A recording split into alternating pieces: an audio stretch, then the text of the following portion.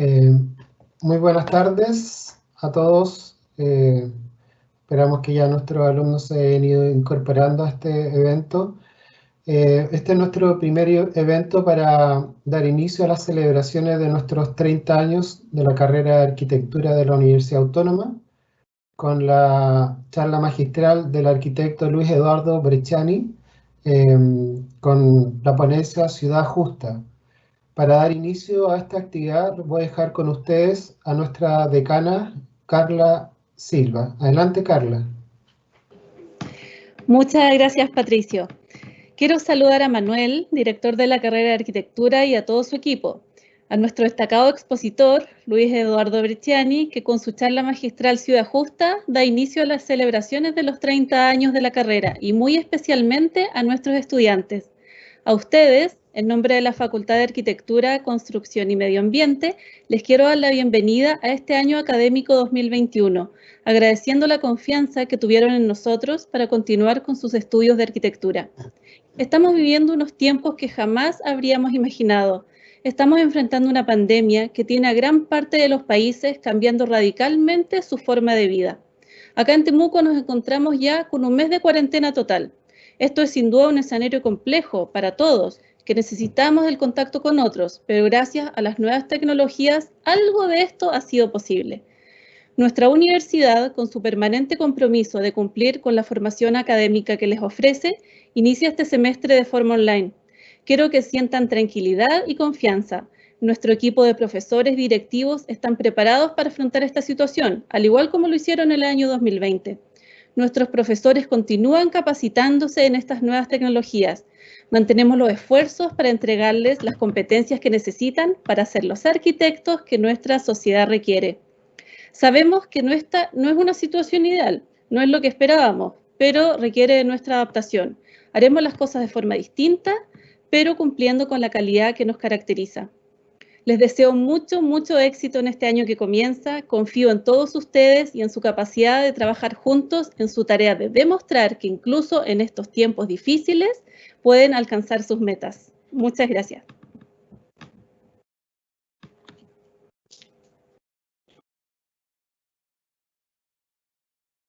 Está silenciado tu micrófono, Patricio. Tienes toda la razón. Para seguir con esta ceremonia, voy a dejar con ustedes a nuestro director, don Manuel Bravo Chilin. Manuel, adelante. Muchas gracias, Patricio. Primero, buenas tardes a todos. Buenas tardes, Carla, también. Y a Luis Eduardo, y espero que todos se encuentren bien junto a sus familias, especialmente en estos momentos que todos sabemos que la pandemia está en una situación más crítica, así que por favor cuídense mucho.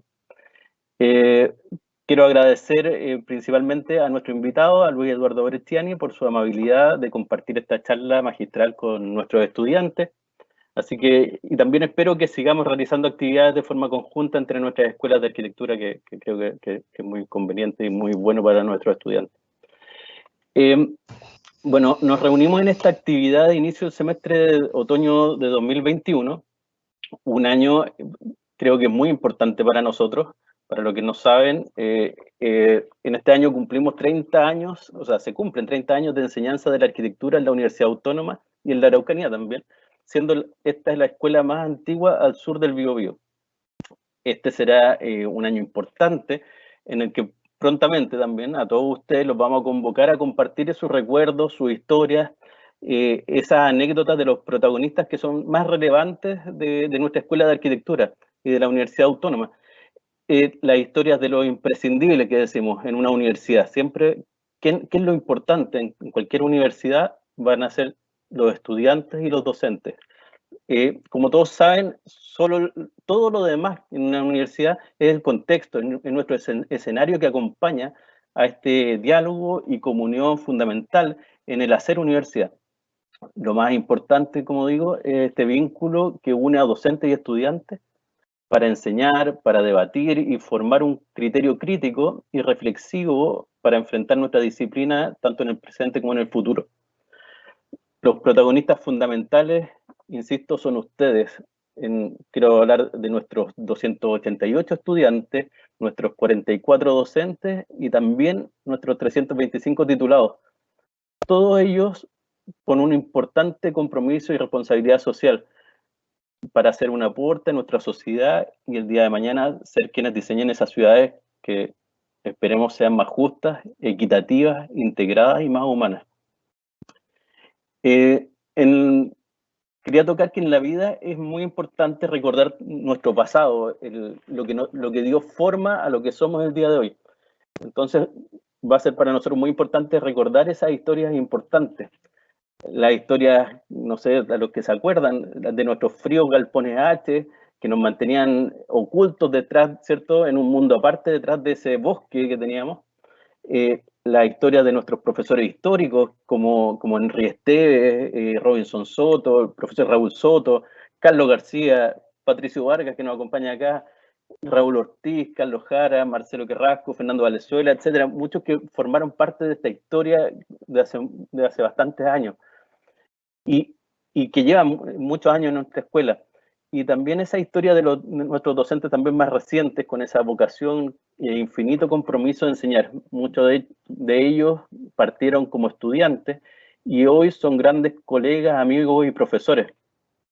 También queremos escuchar la historia de estos grandes profesores que hacían clases en nuestra escuela y también el día de hoy tal vez migraron y están en las escuelas amigas de esta región, como la Universidad Mayor y la Universidad Católica de Temuco, que con orgullo podemos decir que seguimos haciendo también actividades en conjunto y se genera esa hermandad del gremio que va mucho más allá a cada una de las escuelas.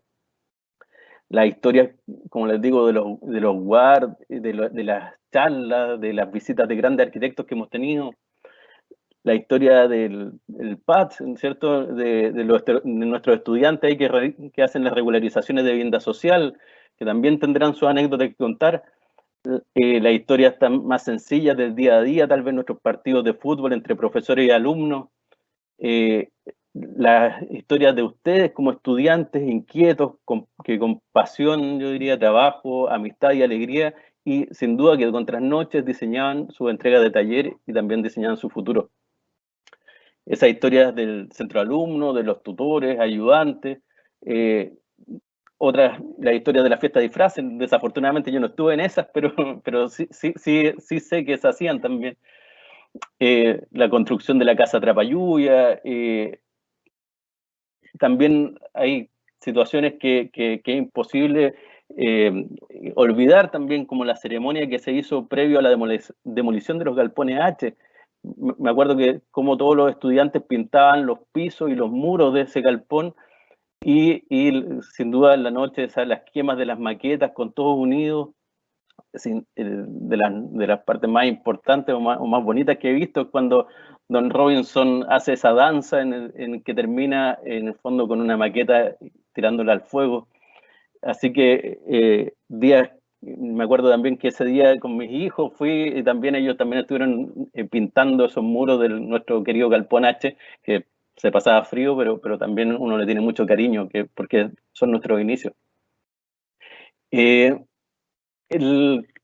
Sin duda no podemos dejar de comentar los innumerables asados de Gonzalo, de Henry, que ahí se va haciendo también esta comunidad, esta fraternidad. El año de transición en que nos trasladamos también a la calle Recreo, también muchas historias por allá, la llegada de nuestro nuevo edificio K, esas tallarinadas y porotadas que se hicieron ahí a finales del 2019, la construcción de ese atrapasueños gigante que paseó por la plaza de Temuco, con todas las personas felices, los viajes de estudio a Brasil, a Colombia, para compartir ¿cierto?, y a trabajar con nuestros amigos paisas de la Universidad Santo Tomás de Medellín, así sin número de historias, los viajes de las construcciones del 1 a 1, en las bienales, concursos de Corma, los viajes de talleres, los intercambios de nuestros alumnos al extranjero y también los que vienen desde otras partes del mundo a estudiar en nuestra escuela.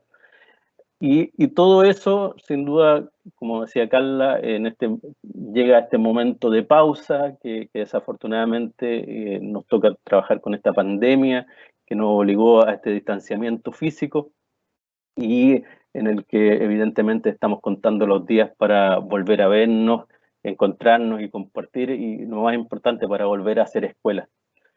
En estos 30 años yo quiero decirles, sin duda yo no he estado en los 30 años de vida de la escuela, pero lo que me ha tocado estar acá, sin duda ha marcado mi vida, con grandes amigos, grandes alumnos y grandes experiencias, y creo que también ha pasado con muchos de ustedes lo mismo. Lo fundamental y lo que me ha encantado siempre de esta escuela es que se disfruta el camino, que hemos logrado ser felices en este viaje. Esa creo que es la gran motivación que ha marcado la vida de muchos de nosotros, y en ese sentido de unidad y amistad que conforma esta comunidad. Creo que eso no lo tenemos que olvidar nunca, sino tenemos que disfrutar el camino. Les deseo a todos que sea un buen año junto a sus familias y un año en que nos volvamos, ojalá, a encontrar. Muchas gracias, Patricia. Y muchas gracias a todos. Muchas gracias, Manuel. Sí, yo quiero aclarar un punto, estimado director, que no soy tan antiguo como los destacados profesores que usted acaba de nombrar, pero era solo una aclaración importante. Pero tampoco de los jóvenes. Tampoco. Oye, bueno, queremos dar la bienvenida a nuestro expositor, Luis Eduardo Bresciani, arquitecto de la Pontificia Universidad Católica de Chile, máster en diseño urbano de la Universidad de Harvard, Estados Unidos. Dentro de su destacado currículum, fue jefe de la División de Desarrollo Urbano del Ministerio de la Vivienda y destacado consultor en diseño urbano dentro de sus especialidades. Dejo con usted al arquitecto Luis Eduardo Bresciani. Adelante, Luis Eduardo.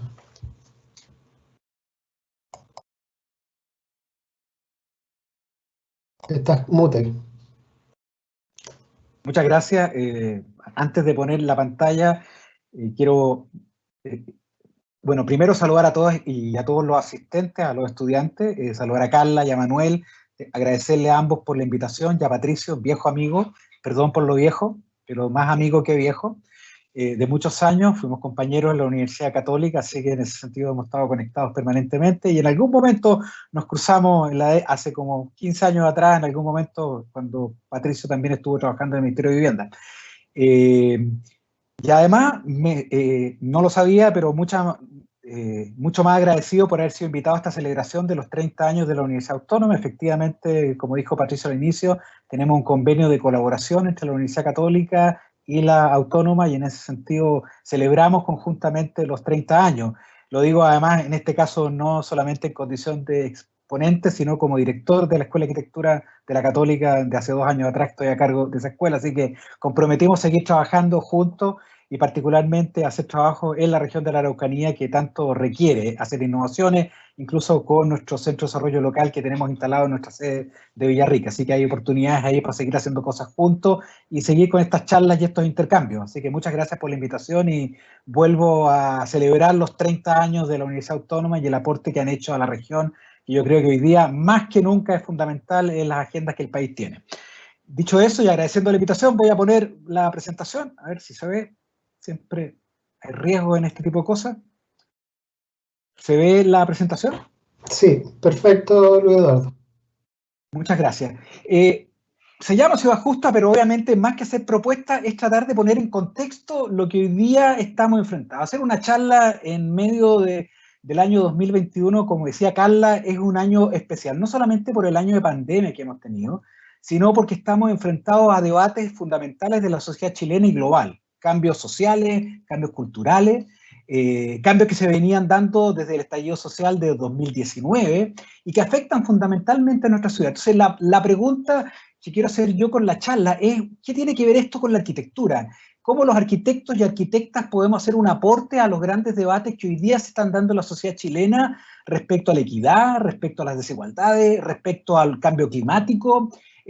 respecto fundamentalmente a los cambios económicos que se desarrollan y tecnológicos. Y en ese sentido la arquitectura, y ese es el punto de partida de esta charla, juega un rol fundamental. Por lo tanto, mi invitación, más que hacer otra charla más de arquitectura sobre proyectos de arquitectura tradicional, es que en el contexto actual requerimos dar un salto importante como profesión, de manera de cooperar en las grandes tareas que se nos enfrentan. Y además ser parte del debate que vamos a tener durante este año. Vamos a tener una constituyente, vamos a tener un cambio constitucional, y el tema de la ciudad juega un rol fundamental en muchos de los grandes debates, incluso los debates de la democracia.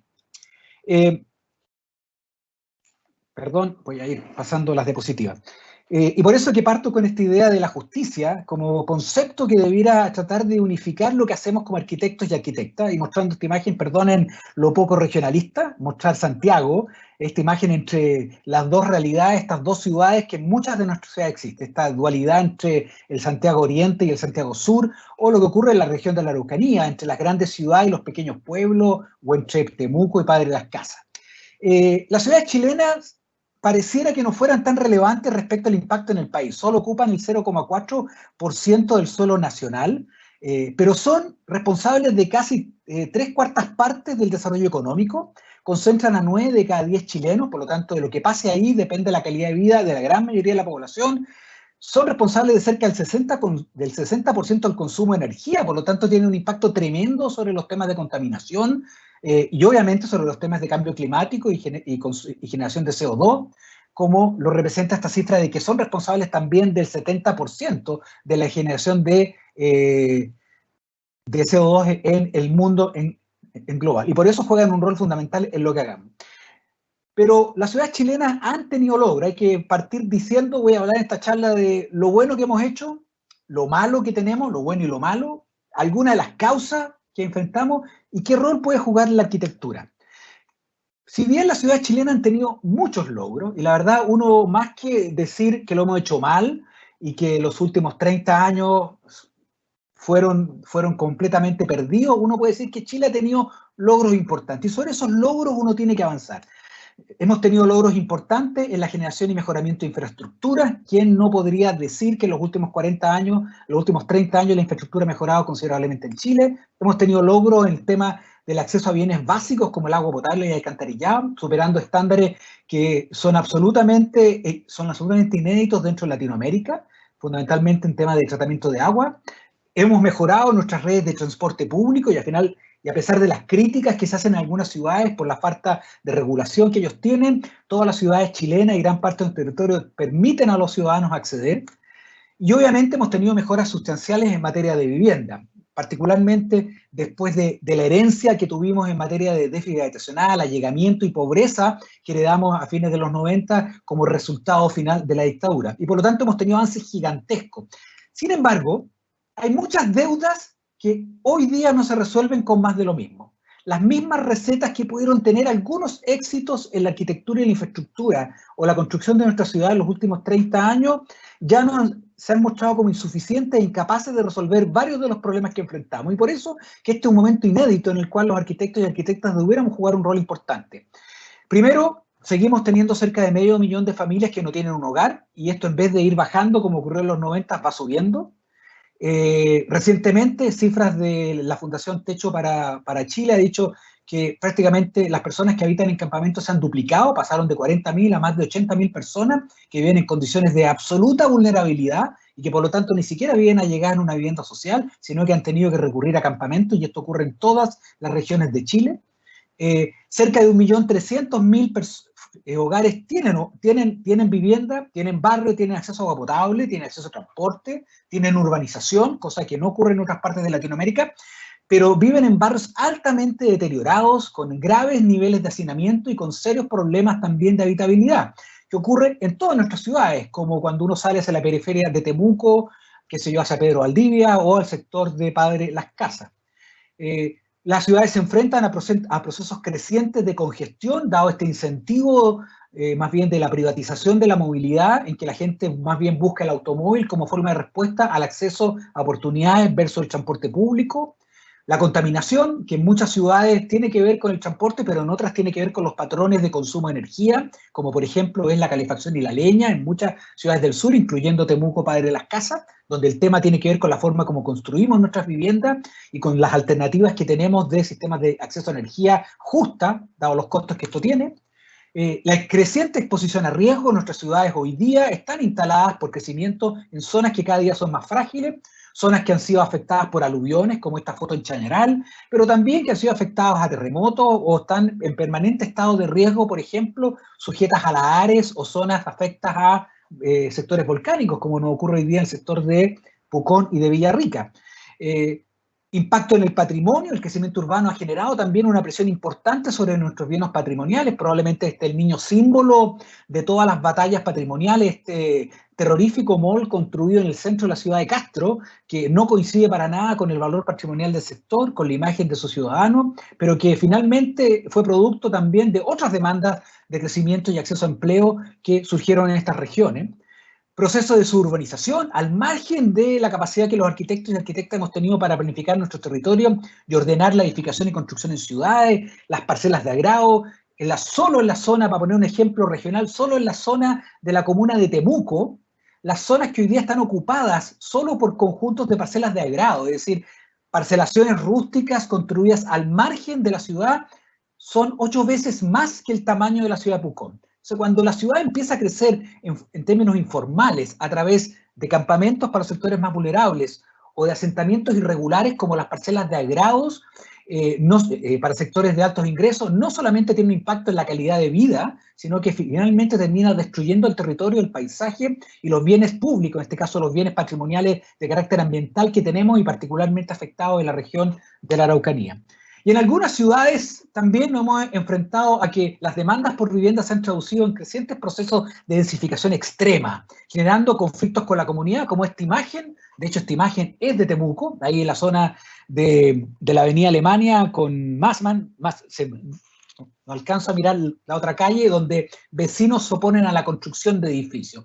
Por lo tanto, estamos enfrentados a crecientes tensiones vinculados con la manera como construimos nuestras ciudades, donde la construcción individual, edificio por edificio, proyecto por proyecto, no tiene solución. Requiere visiones más colectivas, más participativas y obviamente una visión de parte de los arquitectos en que la arquitectura sea una manera de ir construyendo ciudades y bienes públicos.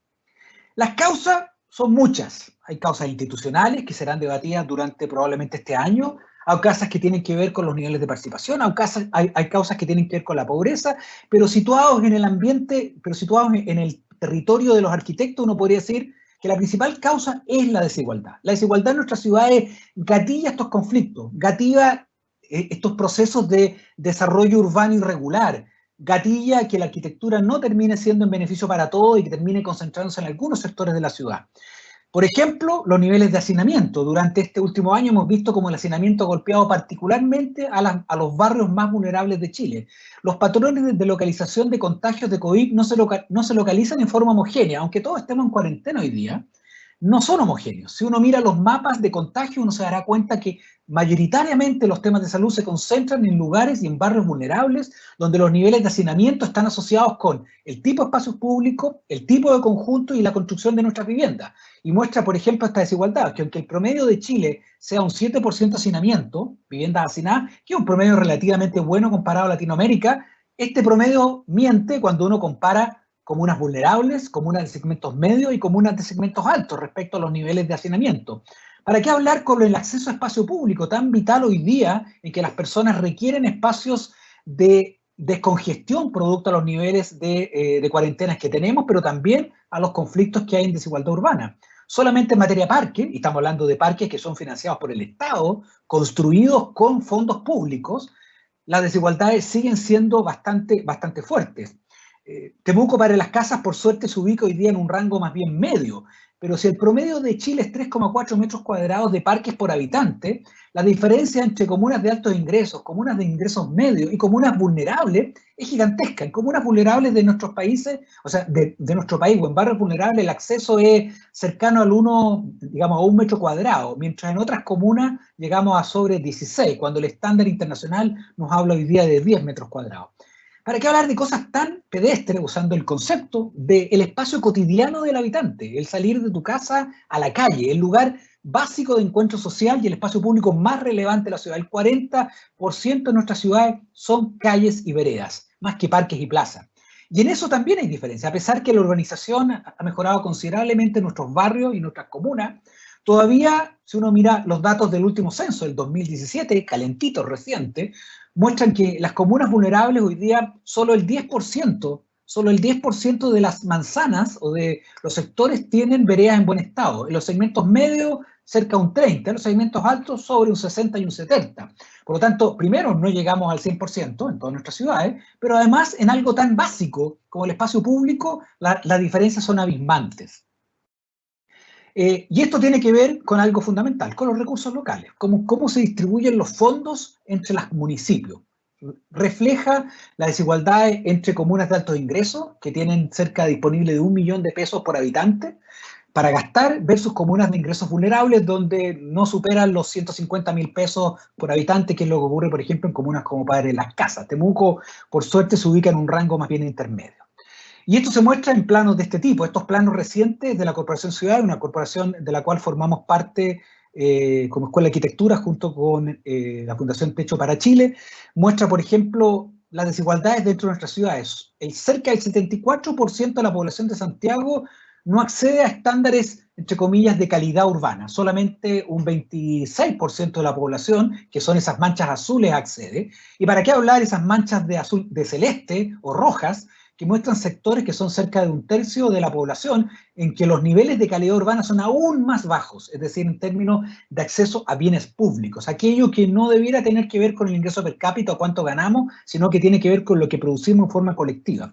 Y en Temuco Padre Las Casas es relativamente parecido. Obviamente se distribuye relativamente parejo, pero uno muestra los mismos. Una concentración de altos niveles de calidad urbana en algunos sectores orientes de la ciudad y en el centro histórico, pero claramente hacia las periferias la calidad urbana en materia de infraestructura, espacio público y vivienda decae, y se concentra, obviamente, fuertemente en los sectores vulnerables, como hacia Pedro Valdivia, como a la salida yendo, digamos, hacia la zona oriente y obviamente hacia la zona sur, fundamentalmente en torno al río Cautín. ¿Y esto de qué tiene que ver? Desigualdad espacial. Finalmente, el mayor efecto de probablemente las tensiones que hoy día vive nuestra sociedad no tienen que ver con el ingreso per cápita ni con la desigualdad en cuanto ganamos, tiene que ver básicamente con lo cotidiano, esta sensación de que a pesar de que pueden haber diferencias en nuestra sociedad, el ambiente cotidiano, lo espacial, aquello donde los arquitectos jugamos un rol fundamental, es tremendamente desigual en la calidad de diseño, en la calidad de construcción y en la calidad de mantención. Y ahí jugamos un rol fundamental. Y eso requiere, por lo tanto, un cambio de enfoque básicamente que pase de esta noción que durante mucho tiempo pensamos que la solución para nuestras ciudades tenía que ver con la cantidad, mientras más metros cuadrados de casa, mientras más metros cuadrados de vereda o mientras más metros cuadrados de autopista construyamos, mejor nos va a ir.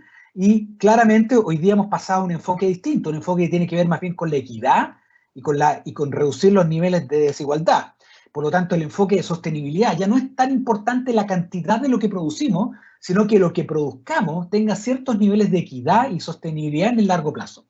Porque fundamentalmente esa es la gran demanda, especialmente por una sociedad crecientemente de clase media.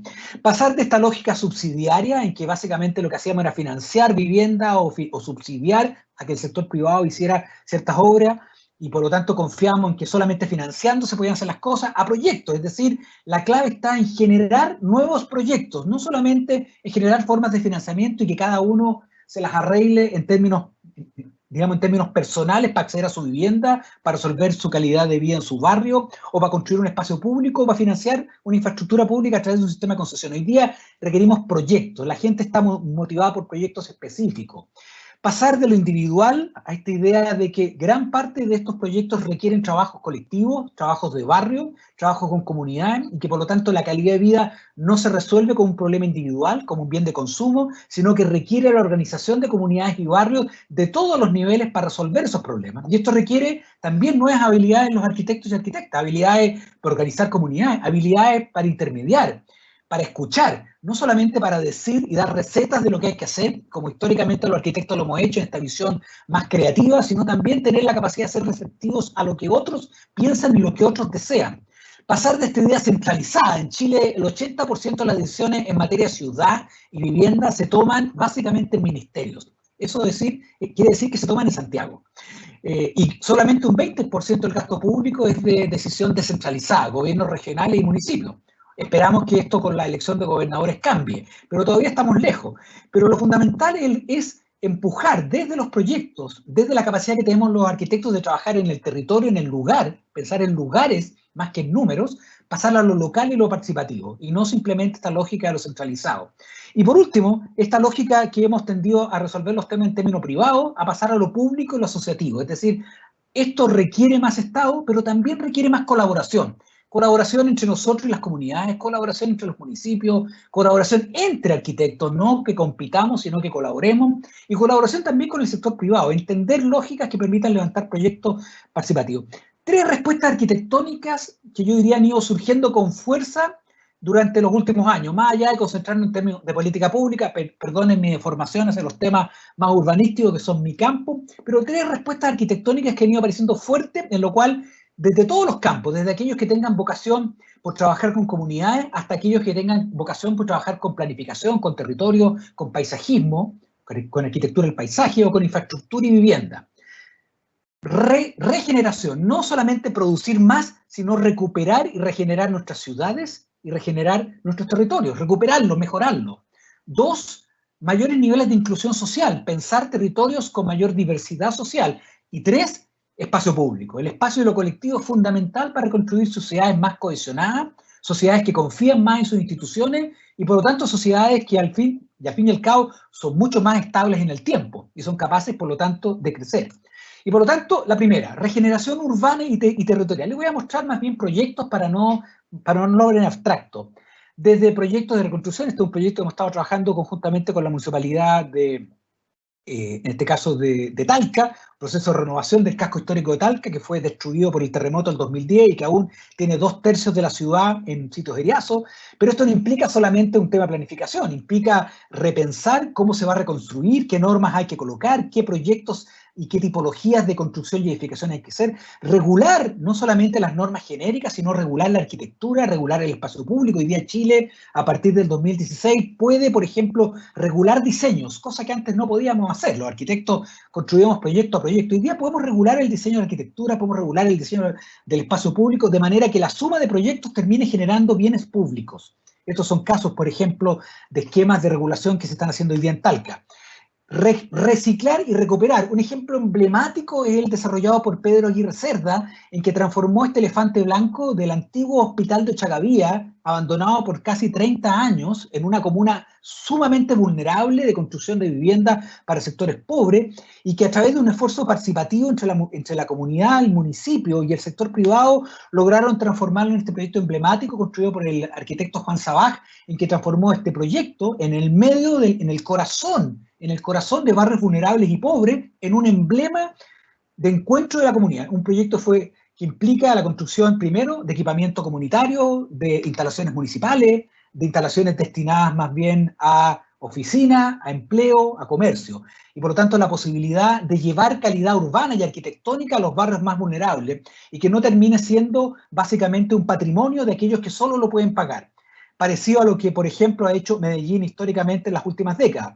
Llevar infraestructura de calidad. Este es un proyecto también emblemático construido a partir de una operación de metro, en el caso de Maipú, en que una operación de infraestructura se transforma en un espacio público de encuentro y un espacio público que además renueva el corazón de una ciudad, en este caso de clase media, como Maipú.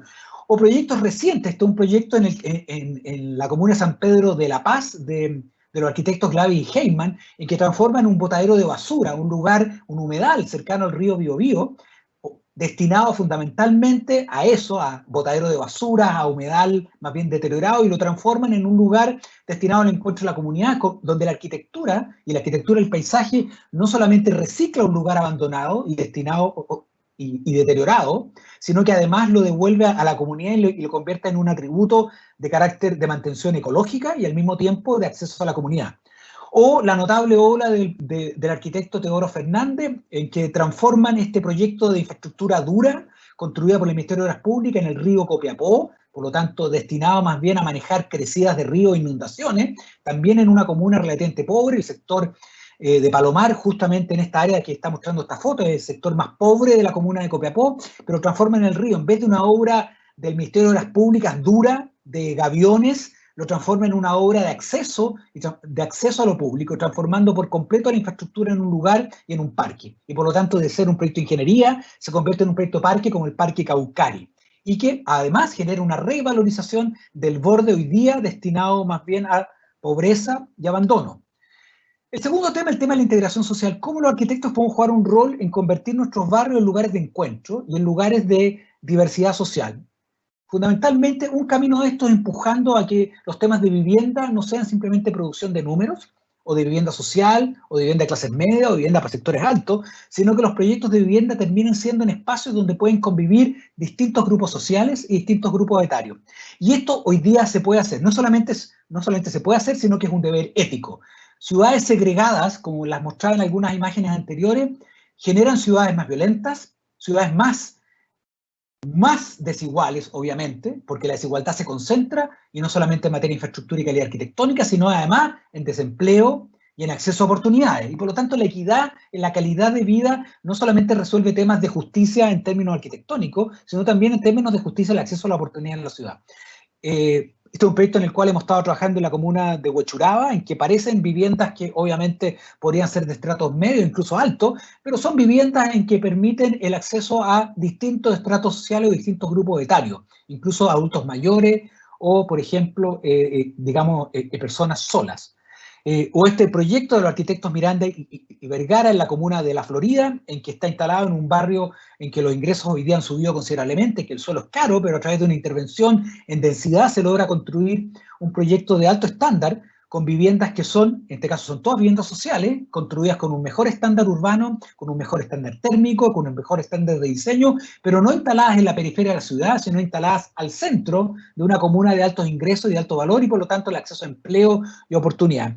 O este proyecto, que podría ser perfectamente un proyecto que podría estar en cualquier ciudad europea, y es un proyecto de sectores y un proyecto de integración social, con departamentos para sectores vulnerables, sectores pobres, 40% más pobres de la población, con algunos sectores medios instalados en uno de los barrios más pobres del sector de Recoleta, construidos por los arquitectos Francisco Izquierdo y la oficina Paur.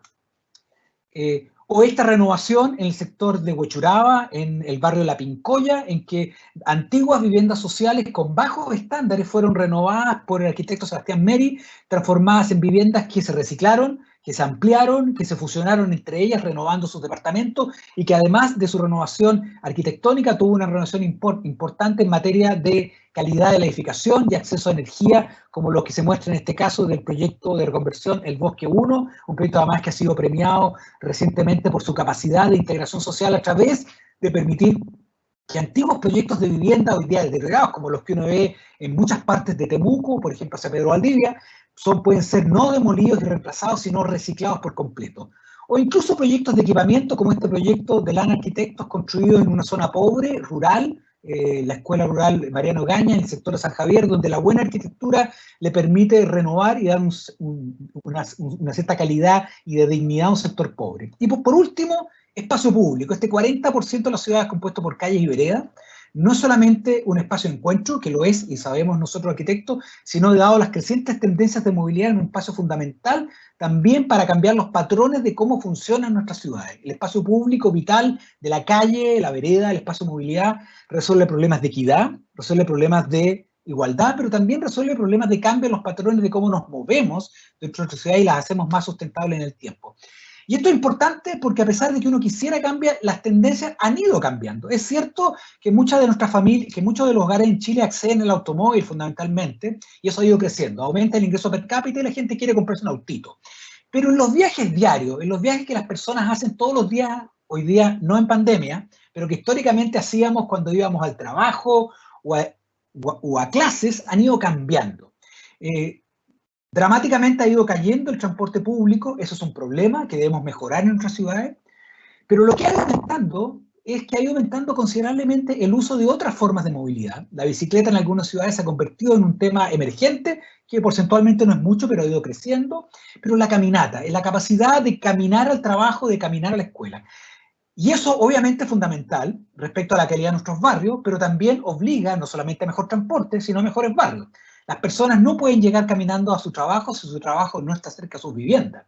Y por lo tanto, una estrategia de movilidad no es solamente construir mejores infraestructuras y construir más transporte público, también es construir barrios más cerca de donde está el empleo.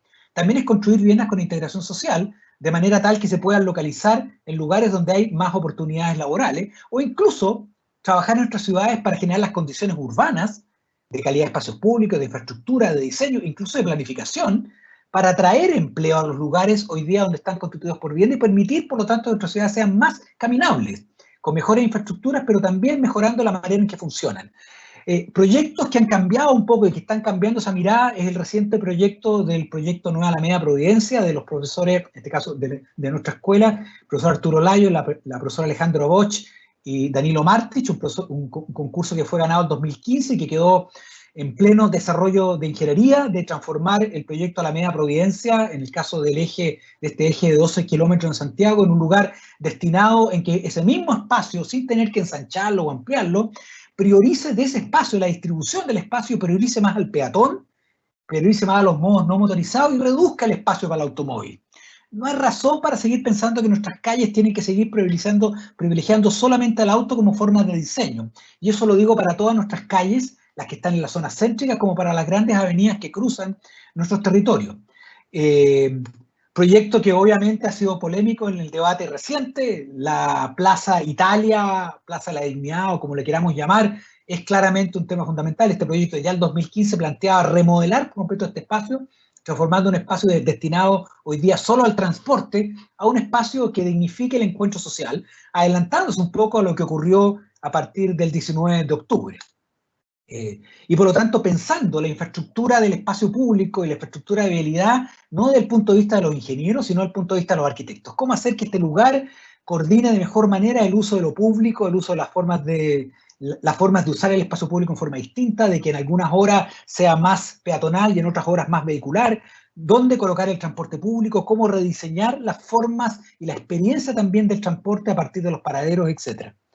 O recientes operaciones como la de Dasik Fernández, en este caso un artista visual de murales que transforma la calle Bandera, que estuvo cerrada por mucho tiempo por obras de metro, pero que en vez de ser abierta al transporte vehicular, fue transformada en un espacio peatonal a partir de una operación que probablemente va a ser transitoria, tendrá que haber mejoras más estables en el tiempo, pero que rediseñan y permiten aprender que no todo lo que tenemos como espacio público en las ciudades está destinado a ser siempre lo mismo, puede ser repensado y con operaciones básica, incluso con operaciones como esta en que no hay ningún gasto en infraestructura, un gasto más bien de pintura y repensar la calle, simplemente destinarla a otro uso. Decir, esta calle la vamos a destinar solo al peatón o a la bicicleta y la vamos a sacar del uso del transporte público o la vamos a reprogramar en el día. A lo mejor en las noches o a estas horas permitirá el transporte público y a otras horas será solo peatonal.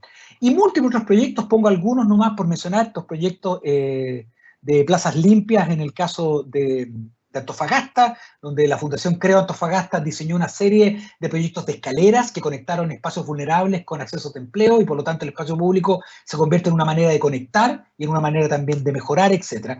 O innovaciones como el Mapocho pedaleable. No todos nuestros ríos están destinados a ser solo ríos, pueden ser muchas cosas. Temuco, para poner un ejemplo, tiene un espacio magnífico que hoy día se da en el Parque Isla Cautín, pero que permitiría integrar, dado el puente Tren que va a ser inaugurado prontamente y va a estar abierto, permitiría crear un gran lugar donde el río sea el punto de unificación entre Padre Las Casas y Temuco, convirtiendo ese gran espacio entre la Isla Cautín y toda la ribera sur del río, y por lo tanto ese espacio hoy día deteriorado, no accesible de Padre Las Casas que da hacia el río, en un magnífico parque donde el río, en vez de ser un punto de división entre dos comunas, puede transformarse en un punto de encuentro, recorrible, traspasable. Hoy día Temuco tiene esa tremenda oportunidad.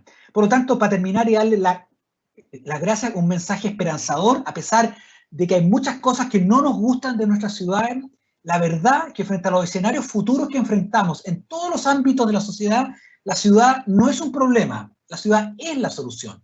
Es la solución a la participación, es la solución al cambio climático, es la solución a elevar los niveles de equidad y los niveles, por lo tanto, de cohesión social de nuestra ciudad. Y por lo tanto ahí los arquitectos, quizás como nunca antes en la historia, jugamos un rol fundamental. Por eso que la arquitectura, para terminar, es hoy día una herramienta fundamental para resolver otros grandes problemas. Y la invitación que yo diría en este año de grandes debates es a pensar que los arquitectos no somos espectadores, sino que debiéramos ser protagonistas de esta discusión. Muchas gracias. Muchas gracias, Luis Eduardo. Muy interesante. Tocaste varios temas. A los asistentes tenemos un chat para que puedan hacer consultas, preguntas. Una primera pregunta. Mostraste un muy buen ejemplo, que es la reconversión de un hospital que nunca finalmente se desarrolló. Y la consulta tiene que ver cómo es posible pensar en lo que hicieron en Medellín con las UVA, las unidades de vida articulado, que es recuperación de algunas infraestructuras sanitarias, que la transformaron en equipamientos comunitarios, la abrieron con unos parques maravillosos, y hoy día son, en vez de ser hoyos negros como lo fueron en algún momento en barrios carenciados de Medellín, hoy día son verdaderos parques, bibliotecas, como lo ya denominan ellos, que en este caso las denominan UVA. ¿Existirá la posibilidad de una estrategia, un modelo estratégico para desarrollar este tipo de proyectos en Chile? ¿Voy partiendo a uno o vamos juntando preguntas? ¿De vamos, porque sí, porque no... Ok, vamos, por supuesto. Que soltar. Por supuesto, uno de los grandes consensos, y en eso, la verdad, más que para mi generación, para la generación de ustedes, de todos los estudiantes que están acá presentes, que se abre para las próximas décadas, que podemos jugar los arquitectos, es cómo mirar con ojos creativos lugares que históricamente considerábamos que tenían un solo uso. Estamos llenos de lugares, entre comillas, destinados a infraestructuras. Algunos son de propiedad pública y por lo tanto pueden ser transformados. Existe un consenso hoy día, por suerte, de que los bienes públicos, particularmente la propiedad fiscal, tiene que ser usado en beneficio de la sociedad y no simplemente ser usado como una especie de manera de financiar o de vender. Por lo tanto, los bienes que pertenecen a bienes nacionales, al Estado, tienen que ser usados para construcción. Pero también tenemos la posibilidad de que muchos espacios de infraestructura que hoy día pertenecen a empresas, por ejemplo, como empresas sanitarias, copas de agua, lugares destinados a estanques, como tú mencionas, Patricio, más bien con un trabajo con esas empresas que, a pesar de que son empresas privadas, son empresas concesionadas, por lo tanto, siguen perteneciendo y están reguladas por todos los chilenos. Por lo tanto, desde ferrocarriles hasta empresas sanitarias, hasta empresas eléctricas, hasta bienes fiscales que están en manos del Estado, hoy día son espacios naturales para transformarlos en bienes públicos que puedan ayudar a resolver los temas de equidad en nuestras ciudades. Y si no es suficiente, claramente el Estado tiene un deber todavía de acceder a comprar suelo, es decir, de acceder a intervenir. Hay lugares donde probablemente no van a estar esos bienes y por lo tanto nuestra capacidad es decir, en lugares más desiguales tenemos un deber como sociedad de a través de proyectos, no a través de subsidios, de bonos, a través de proyectos, intervenir en esos lugares y mejorar su calidad. Y ahí no va a bastar probablemente con lo que tengamos disponible, va a requerir probablemente intervención. En algunos lugares vamos a tener que reciclar y demoler.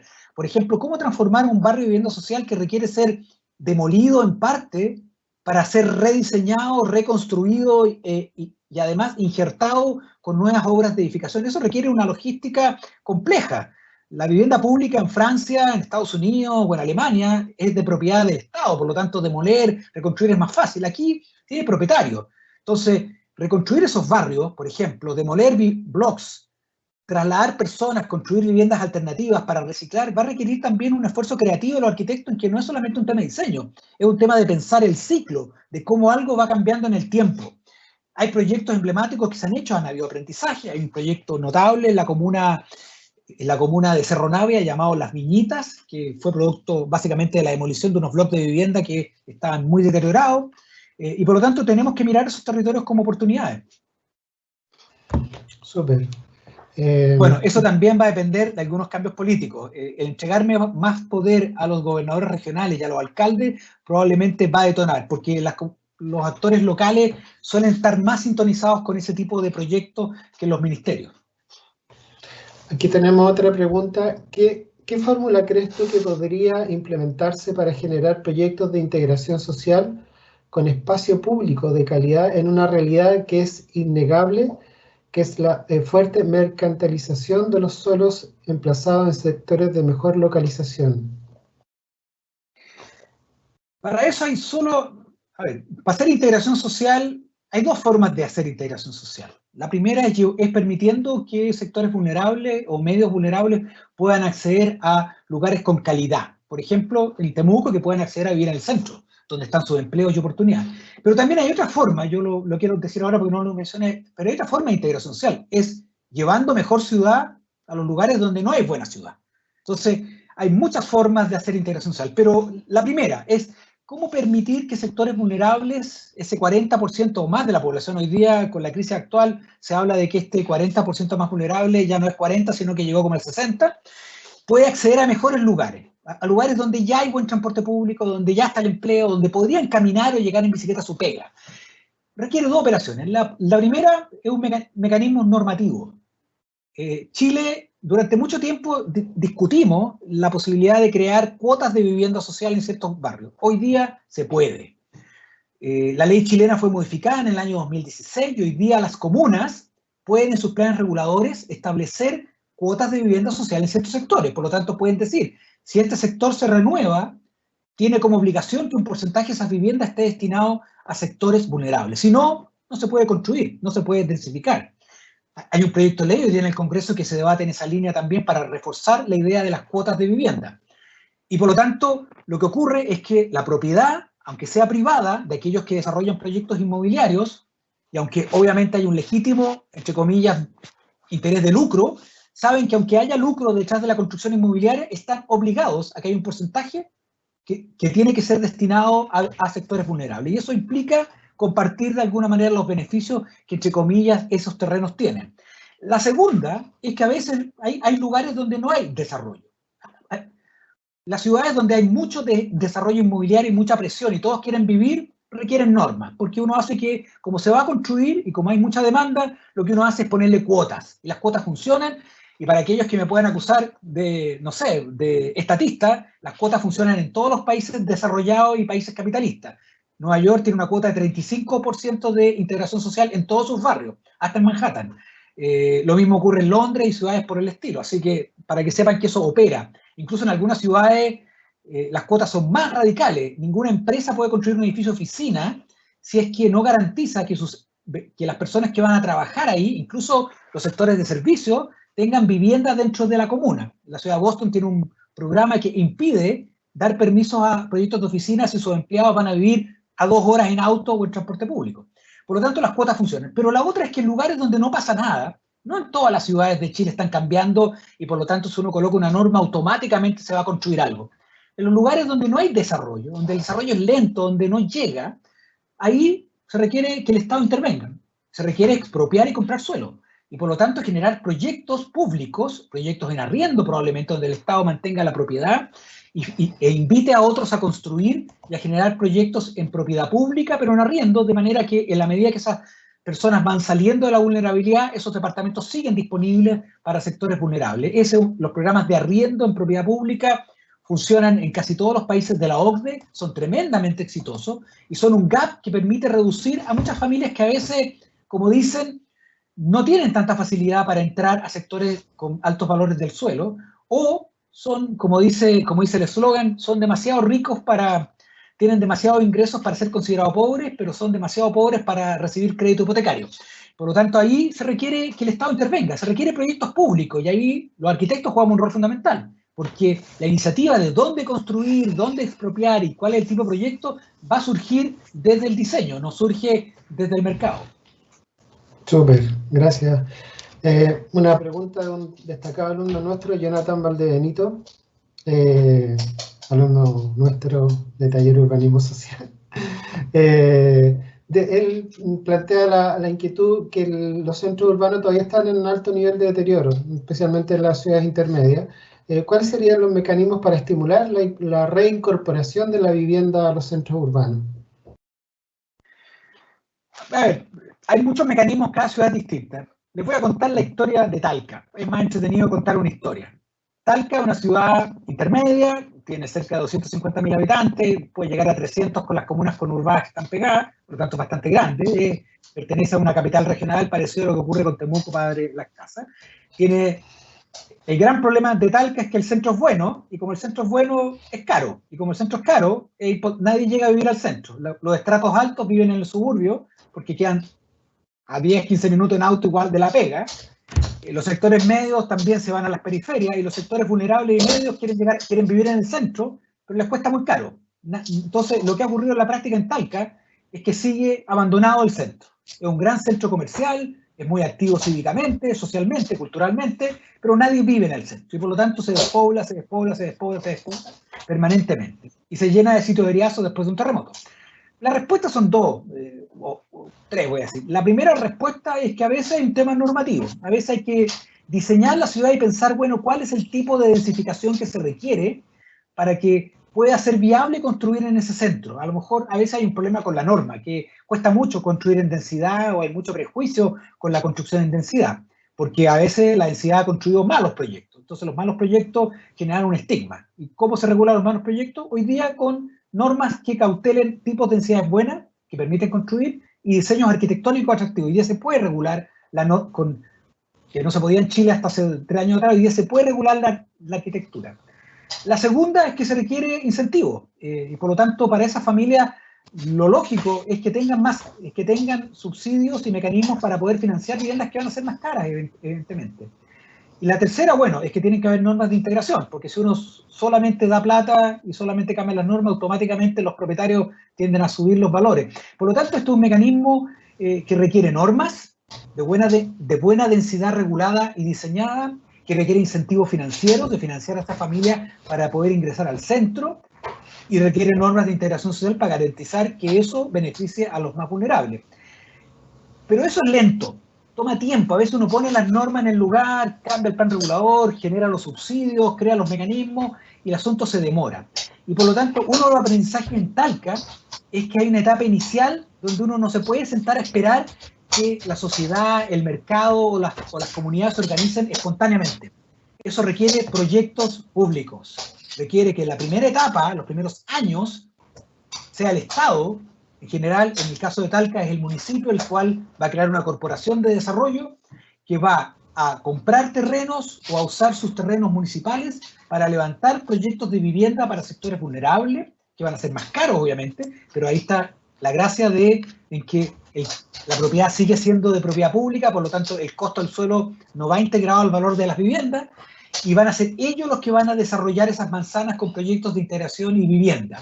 Por lo tanto, en una primera etapa, para detonar el proceso de volver al centro, de que después otros se atrevan, comunidades, cooperativas, empresas inmobiliarias, eventualmente fundaciones, se atrevan a entrar al centro, en la primera etapa requiere una inyección de adrenalina, y esa inyección de adrenalina la tienen que hacer los arquitectos, y la tienen que hacer fundamentalmente los gobiernos locales o regionales o el Estado. El Estado tiene que construir los proyectos pilotos con los cuales partir.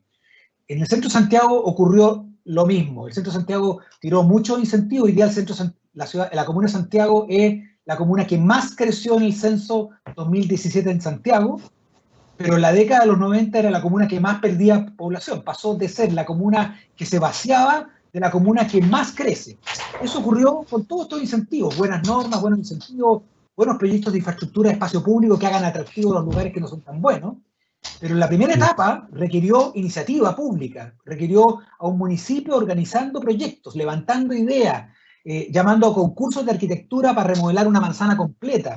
Requirió liderazgo. Sin liderazgo estas cosas no ocurren en forma espontánea. El liderazgo puede partir en cualquier parte, puede haber un alcalde que tenga grandes ideas, pero a veces el liderazgo parte de nosotros, parte de los arquitectos que saben detectar esas oportunidades y que por lo tanto las proponen a las autoridades para que las levanten. Clarito, súper. Oye, una pregunta de nuestra alumna Javiera Muñoz. En el contexto de la pandemia, esta nueva arquitectura, o ella plantea como esta nueva arquitectura, este nuevo diseño urbano, ¿va a ser distinto? ¿Hay que repensarlo? ¿Qué opinas tú desde tu mirada desde Santiago? El problema que tenemos es que probablemente hay barrios que fueron bien Chile tiene una larga historia de buen diseño urbano. Hay magníficos barrios diseñados durante la década de los 60, etcétera, con magníficos espacios públicos, con excelentes estándares. Incluso el sector inmobiliario, cuando atiende a sectores medios y sectores altos, ha tenido la visión de que saben que un lugar es más atractivo en la medida que tiene mejores áreas verdes, mejor acceso a transporte, mejor equipamiento, es más integral. La gente puede hacer vida de barrio, caminar al empleo, caminar a tomarse un café, etcétera. De hecho, ustedes pueden ver las revistas inmobiliarias y se van a dar cuenta que cuando venden un departamento siempre lo que venden ya no es la calidad de la cocina o el baño, lo que venden es el barrio, venden lo urbano. Pero los sectores medios, bajos y vulnerables, nuestro estándar de ciudad sigue siendo pobre y deficitario. Por bajar los costos y por tratar de resolver más rápido el problema, nos acostumbramos, en una década que éramos más pobres, en los 90, a creer que en los sectores más pobres o más vulnerables podíamos construir ciudades más pobres o ciudades más vulnerables. Y eso es un error. Y por lo tanto, lo que ha cambiado es que la calidad de la ciudad, el estándar de espacio público, el estándar de calle, el estándar de acceso a equipamiento y servicio, el estándar de calidad de barrio, que todos sabemos cuál es un buen barrio, es cosa de preguntarse dónde a cada uno de ustedes les gustaría vivir y saben por qué van a ir a vivir ese barrio, es algo que debiera ser un mínimo y no un máximo, debiera ser un derecho y no un privilegio, y por lo tanto puede ser no solamente regulado, sino establecido como un estándar. Fijar estándares básicos de calidad urbana en el diseño de los barrios es hoy día probablemente una de las demandas. Yo tengo toda la expectativa de que, ojalá, vamos a ver si algunos arquitectos se mueven, que en el debate constitucional por lo menos aparezca el derecho a una ciudad relativamente equitativa o justa, es decir, que todos tenemos el mismo derecho a acceder a la misma calidad de los bienes públicos, aquellos que no dependen de cada uno, sino que dependen del Estado. Y por lo tanto, estamos hablando de barrios más diversos socialmente, con mejores espacios públicos, más mixtos en cantidad de equipamiento, empleos. Hoy día, una de las condiciones de la pandemia ha demostrado que las familias requieren empleos cerca y por lo tanto hay que tener emprendimiento y llevar empleo a los barrios, particularmente en sociedades como la nuestra, donde crecientemente las grandes ciudades, más de un tercio, hasta un 40% en algunas comunas, depende de empleos informales, no de pegas pagadas con contrato. Por lo tanto, llevar empleo a los barrios es fundamental. Eso requiere barrios más mixtos, más diversos, más densos.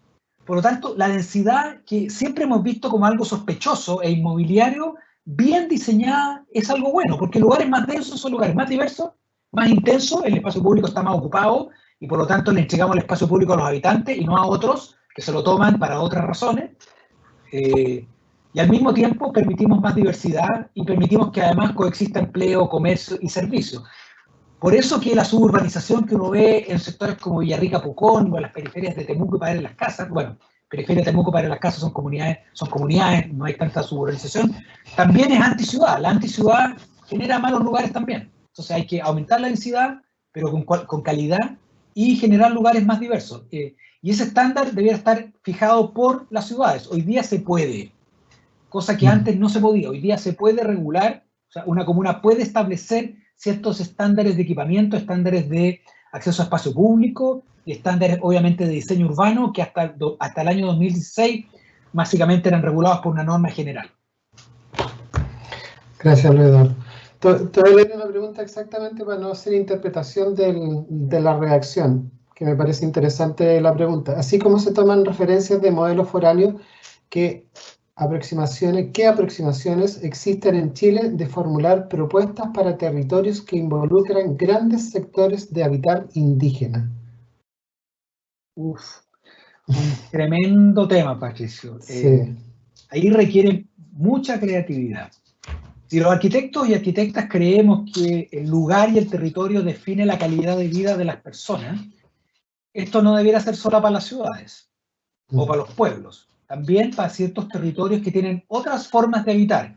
El de las comunidades indígenas es fundamental. Los territorios mapuche de comunidades juegan un rol fundamental en la región de la Araucanía.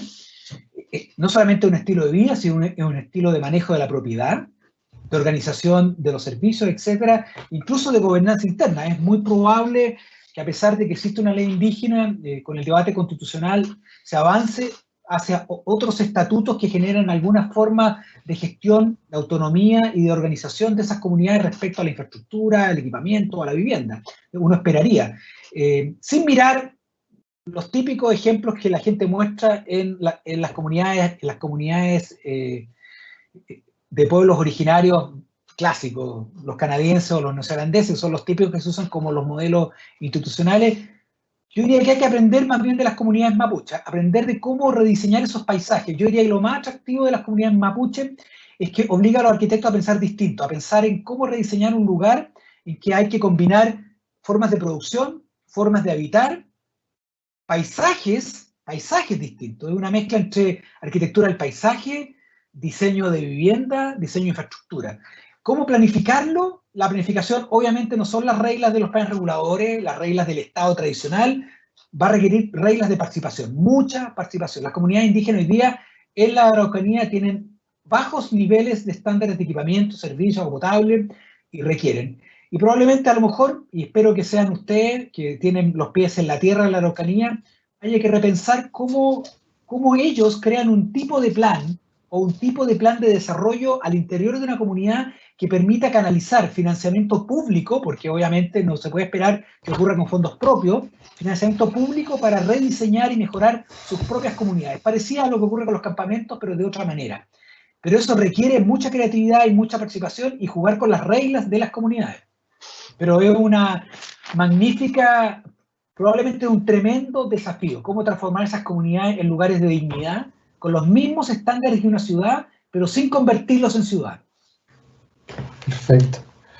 Oye, aquí una pregunta que está vinculada a algo que tú planteaste. ¿Cómo llevar las fuentes laborales a la periferia, a los sectores carenciados? Y plantea una frase que me parece interesante: llevar la ciudad donde no hay ciudad, a partir de lo laboral. Probablemente un gran dilema. Durante el debate de la pandemia apareció mucho esta discusión. En Chile existe un asunto que, a ver, para ponerlo en ejemplo, en Chile existe una comisión presidencial que se llama el Consejo Nacional de Desarrollo Urbano, que básicamente hace recomendaciones al Estado respecto a cambios, y uno de los debates que apareció en el Consejo, yo formo parte de ese Consejo como expresidente del Consejo, me tocó ser presidente del Consejo en el gobierno pasado de la presidenta Bachelet, y uno de los debates que surgió fue esta idea de la ciudad de los 15 minutos. A lo mejor algunos de ustedes lo han leído, esta idea de que una manera de reducir el contagio, pero mejorar los niveles de equidad, es que todos queden a 15 minutos de las actividades básicas, del colegio, de la escuela, del comercio, de los servicios, incluso del empleo. Para los viajes de educación y los viajes de servicios es algo que podemos resolver en Chile. Podemos garantizar que a través de llevar buena educación pública a todos los barrios y mejores equipamientos y servicios, podamos hacer que todos queden a 10 minutos, 15 o 5 minutos del corazón de un barrio. De ese lugar donde te provee de los viajes de tipo educacional y los viajes de destino servicio. El tema del empleo es más complicado, porque si uno reduce porque el empleo está en toda la ciudad y por lo tanto uno tiene que garantizar que las personas tengan más oportunidades. Por eso que el transporte público sigue jugando un rol muy importante, de acercar a las personas a las fuentes de empleo existentes a través de reducir sus viajes. Buena calidad y experiencia de transporte público fundamental. Y la otra es cómo llevarlo. Ahora, cómo llevarlo es más difícil, porque el empleo, claro, uno podría generar empleo público, pero la mayoría del empleo es privado. La mayoría del empleo lo genera el sector privado. Ahora, ¿cómo atraer empleo privado a sectores vulnerables? Yo diría que las respuestas van por llevar calidad de vida.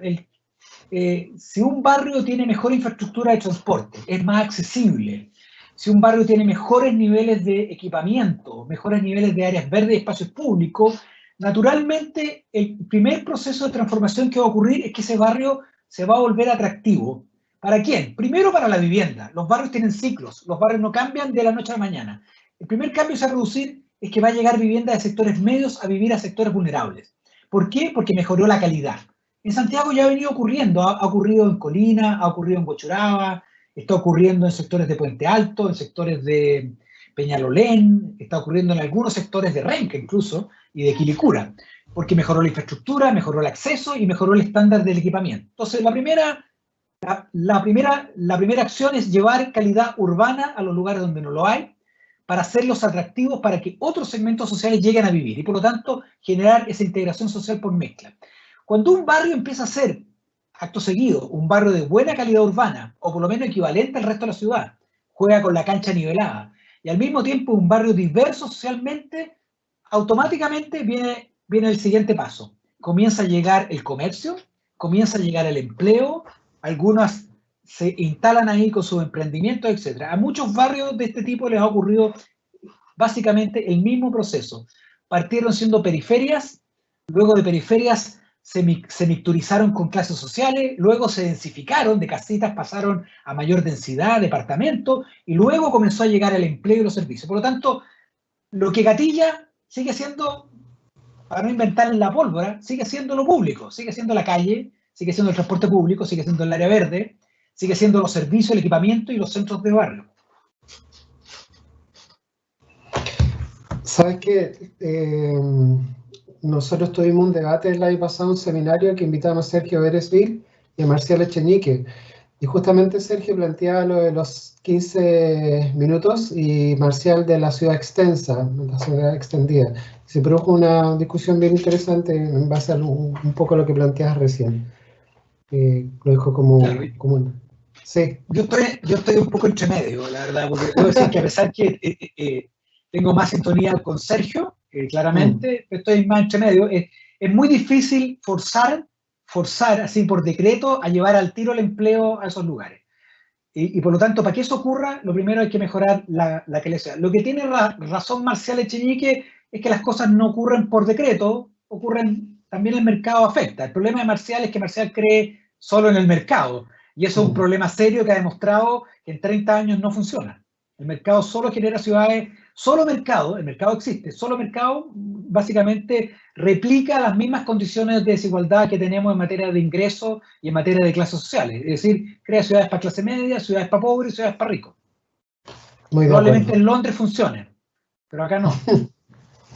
Oye, una pregunta interesante que... preguntan si debemos seguir planificando en macro escala estos planos reguladores o podemos planificar de macro lotes, podemos planificar barrios, podemos planificar con modelos más acotados, tipo plan de maestro. Magnífica propuesta, porque esto también es un campo laboral para los arquitectos para que vayan aprendiendo. Hasta ahora, claro, estaba esta dicotomía entre los que hacían edificios, casas y los que hacían planes reguladores, eran como esas dos calas. Entre medio no pasaba nada, entre medio era el resultado de la conjunción de los que construían edificio por edificio, loteo por loteo, a partir de las normas que otros habían pensado a nivel macro para una ciudad. Y normas muy genéricas, normas de zonificación bastante básicas que teníamos, insisto, han venido cambiando en el último tiempo y todavía tenemos mucho por innovar. Nuestros planes reguladores siguen siendo más o menos el mismo tipo de plan que hemos hecho en los últimos 50 o 60 años. No son muy distintos. Y por lo tanto, una de las conclusiones que hoy día existe, una conclusión bastante consensuada, es que para hacer mejores ciudades se requiere algo que se denomina planificación urbana integrada. ¿Qué significa eso? Y que no basta con normas. Para hacer buena ciudad se requieren buenas normas, buenos proyectos de infraestructura, buenos proyectos de arquitectura combinados y buenos proyectos de transporte. Entonces, ¿cómo uno hace eso? ¿Cómo uno logra combinar en un lugar proyectos de vivienda y de edificación y equipamiento, proyectos de infraestructura y espacio público, normativa urbana, subdivisión y proyectos de transporte? Para poner algunos sin mencionar en territorios donde el tema ecológico y paisaje también es importante. ¿Cómo uno logra combinar? Hoy día todas esas cosas van por cajitas aparte. Hay uno que regula, hay otro que construye casas, hay otro que construye espacios públicos y hay otro que se dedica probablemente a gestionar el transporte. Incluso en autoridades distintas en Chile, o sea, sombreros diferentes, o sea, descoordinados totalmente. Y una de las conclusiones es que para lograr eso no se requiere un megaplan. Vamos a hacer un megaplan de la Araucanía o un megaplan de Temuco para las casas que tiene todo. Porque finalmente un plan, primero, que se demora mucho en hacer y en aprobar, y segundo, que es difícil de coordinar. Entonces lo que uno tiene que tener son planes más bien generales, y luego planes, como dice bien la pregunta, planes más específicos. Ojalá los planes generales de nuestra ciudad, esos que son una visión de para dónde queremos llegar en los próximos 20 años, sean más simples, que establecen aquí queremos el centro, aquí queremos los parques, aquí y queremos que la ciudad crezca, pero luego vayamos permanentemente haciendo planes a escala más de barrio. planificando el centro, planificando zonas de crecimiento, planificando el borde del río, con planos específicos donde uno combina todas estas cosas, en planes de escala más pequeña, planes de una manzana. Antiguamente le llamábamos planes seccionales, ahora se puso de moda que le llamemos planes maestros, o ponerle cualquier nombre, pero que finalmente uno puede hacer un plan que tenga un plazo acotado, en que uno combine normativa, combine proyectos, combine infraestructura y por lo tanto implique saber cuánto nos va a costar y qué cosas vamos a hacer para materializarlo. Eso solamente puede ocurrir en una escala más pequeña, como la pregunta bien plantea. Solo puede hacerse a escala de una manzana o a escala de un gran lote si uno quiere planificar un barrio. Insisto, hasta el 2016, vuelvo a hacer propaganda, hasta el 2016 no se podía. Hoy día muy pocos arquitectos saben que se puede, pero a partir de normas introducidas en la Ley General de Urbanismo, hoy se puede. Hoy ustedes pueden agarrar 4 hectáreas en la periferia de la ciudad para hacer un barrio, o tomar una manzana en el centro y planificarla, ponerle normas, establecer condiciones de espacio público que tiene que generar, es decir, obligaciones de construir, puede establecer condiciones de integración social, puede incluso diseñar un plan maestro de edificación, cómo debería ser la morfología, las formas de los edificios para que edificio por edificio finalmente sean armónicos. E incluso puede planificar inversiones del Estado. Entonces, esas cosas hoy día se pueden hacer y los invito a innovar en eso. Hoy se puede, hoy obviamente requiere liderazgo y la clave está en quién es el propietario del terreno y que el Estado, que en este caso el municipio, se atreva. Perfecto.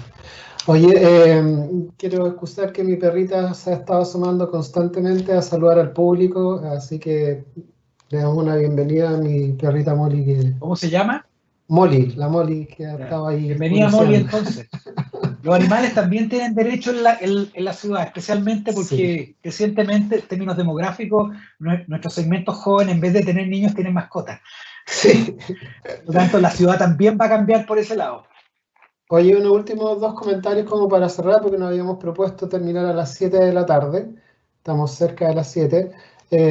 Nicole nos plantea, ella plantea que la ciclovía en general o las veredas, el encuentro entre el peatón y el ciclista son bastante inseguras. Los diseños especialmente que se han dado acá en Temuco, nos ha tocado vivir un poco esa experiencia.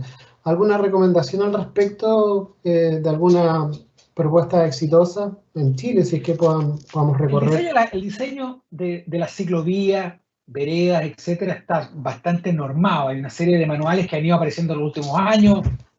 Se incorporaron al manual de vialidad a fines de los 90 y a partir de eso han ido mejorando consistentemente. Por lo tanto, sabemos cuáles son los estándares de una buena ciclovía, sabemos cuáles son los estándares peatonales de una vereda, y por lo tanto hoy día la vialidad no se piensa solamente a partir del automóvil o del transporte público.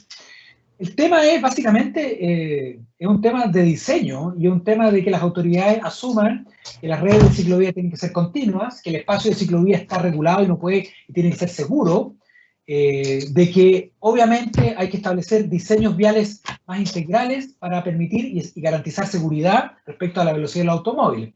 Por lo tanto, la única recomendación que yo podría hacer es algo que es de bastante consenso en el último tiempo. No está muy regulado hoy día, pero sí está desde consenso técnico, probablemente ustedes en la escuela ya lo han visto, que el concepto que lo plantea también el proyecto que mostré de Nueva Alameda Providencia, y que fue puesto en las bases del concurso, y me tocó ser el director del concurso, y lo pusimos obligatoriamente, en que el espacio público tiene que diseñarse como un espacio integral, es decir, lo que se llama la calle completa. Entre fachada y fachada hay que pensar la calle entera, hay que pensar la ciclovía, la vereda, el tránsito para el automóvil, de manera de garantizar de que incluso la manera de diseñar el espacio del automóvil garantice, no por una norma o porque hay un carabinero que vaya a regularlo, de que los autos van a ir a una velocidad más segura para impedir que, por ejemplo, un ciclista se siente inseguro ahí en el borde de una ciclovía. O que los peatones en los cruces también sientan que hay niveles de seguridad respecto al atravieso entre peatones y bicicletas. Y eso implica un rediseño por completo del espacio público, este nivel de garantizar que todos tienen el mismo derecho, el que va en el transporte público, y de hecho esta idea de la pirámide invertida, probablemente también lo han visto ustedes, este concepto de que la pirámide de las prioridades parte en primer lugar el peatón, diseñar la calle para el peatón, luego para la bicicleta, luego para el transporte público, y al final para el automóvil. Si uno piensa cualquier lugar de esa manera, y no al revés, veamos cómo metemos una ciclovía sin que le moleste a los autos, probablemente nuestras calles serían mejores en todo sentido, más atractivas, mejores lugares, mejoraría la edificación que sale a esos espacios públicos también. Súper clarito.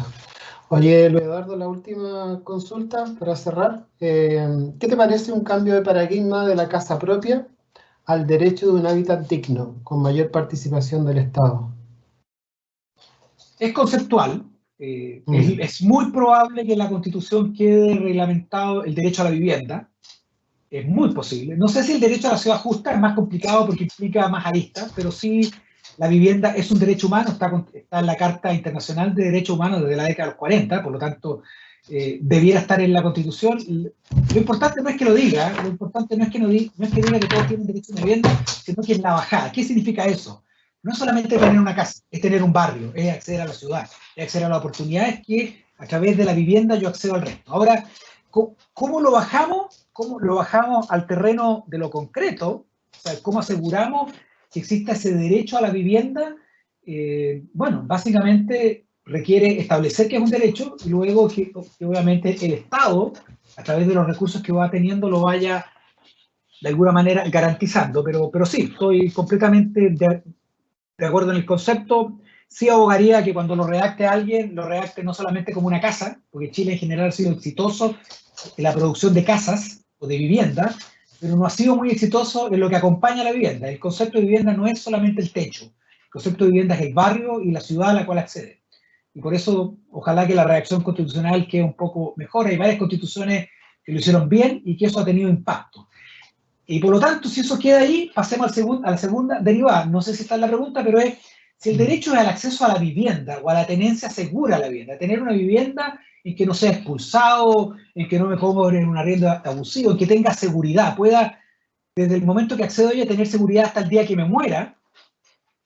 Vamos a tener que buscar mecanismos de acceso a la vivienda más diversos. No es solamente en propiedad, también es en arriendo o en otras formas de tenencia cooperativa. Porque el adulto mayor que accedió a una vivienda cuando era joven y que hoy día la vivienda le queda en un lugar donde ya no puede vivir porque quedó en un cuarto piso o quiere cambiarse, no tiene esa oportunidad. O incluso los que accedieron a una vivienda hace 30 años y el estándar de las casas cambió. Hace 30 años atrás la vivienda tenía 32 metros cuadrados. Hoy día tienen 55 y van a llegar rápidamente a 70. ¿Cómo accedo a ese mismo derecho? O sea, significa que tuve mala suerte y que me tocó otro país. Por lo tanto, requiere otras formas de tenencia. Es muy probable que el arriendo aumente fuertemente. Existe un sesgo cultural en Chile, que nos gusta la propiedad, nos gusta ser dueños de la casa. En otros países el tema no es la casa, el tema es el dónde está la casa y la calidad de la casa y tener acceso seguro, que no me echen. Por eso, por ejemplo, no sé, prácticamente la mitad de la vivienda en Holanda es en arriendo, no es en propiedad, y de la vivienda social prácticamente casi toda es en arriendo y muy poquita en propiedad.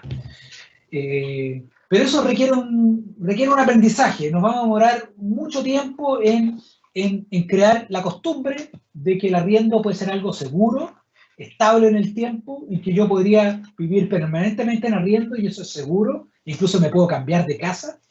Y para eso requiere que haya más oferta. Hoy día no existe oferta, el arriendo hoy día es privado, y por lo tanto, muchos de los campamentos que mencionaba yo al principio no son producto a que llegaron los migrantes, que es una especie de mito, es producto básicamente de arriendos abusivos, familias que arrendaban de allegadas o no allegadas en viviendas sociales, de familias que accedieron a una vivienda social en los 90 y que hoy día mejoraron su estándar y se fueron a otra parte y las arriendan, y que fueron echadas, simplemente fueron expulsadas porque no pudieron pagar. Por lo tanto, hay un espacio ahí para los sistemas de tenencia segura en arriendo o sistemas cooperativos.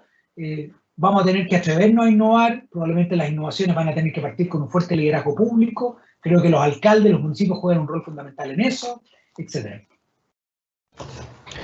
Luis Eduardo, bueno, quedaron algunas preguntas en el tintero, pero ya como habíamos acordado nuestro compromiso terminar a las 7, pero ha sido enriquecedor la presentación y por sobre todo el diálogo con la respuesta con nuestros alumnos y algunos profesores. Algunas preguntas eran de nuestros docentes también.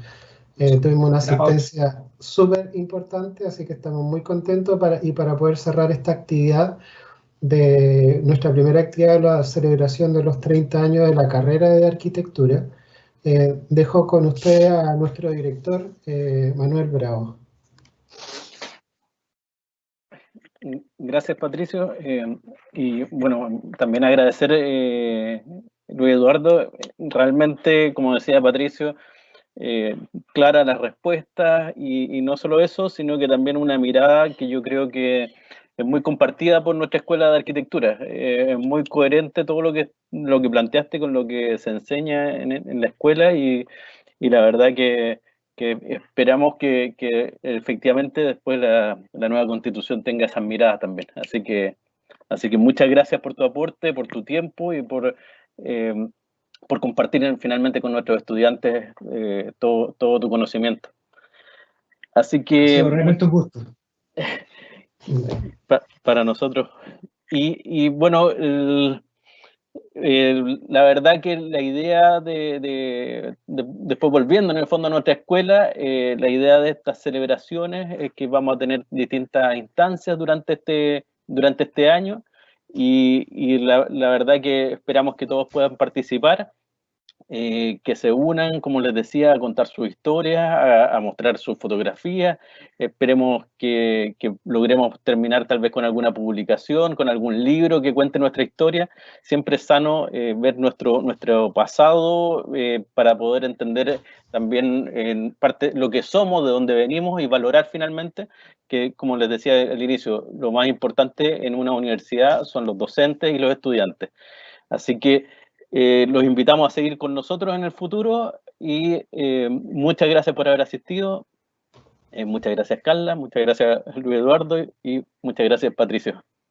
Nos vemos en la próxima oportunidad. Nos vemos. Muchas gracias. Gracias por la invitación. Y felicidades por los 30 años nuevamente. Todo un logro. Sí.